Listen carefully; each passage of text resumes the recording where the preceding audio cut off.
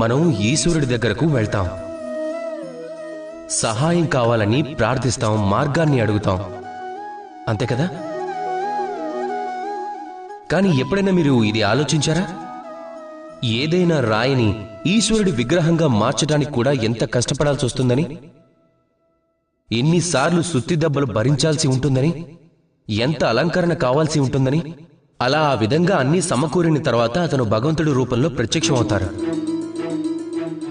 మరి జీవితంలో ఇలాంటి చిన్న చిన్న విషయాలు ఈశ్వరుణ్ణి అడగటంలో మీ సమయాన్ని వృధా చేయకండి.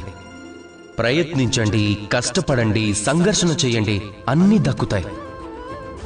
కానీ ఒక ముఖ్యమైన విషయాన్ని మాత్రం మీరు గుర్తుపెట్టుకోండి, ఎలాంటి కష్టము చేయకుండా ఎవ్వరూ కూడా గొప్పవారు కాలేరు.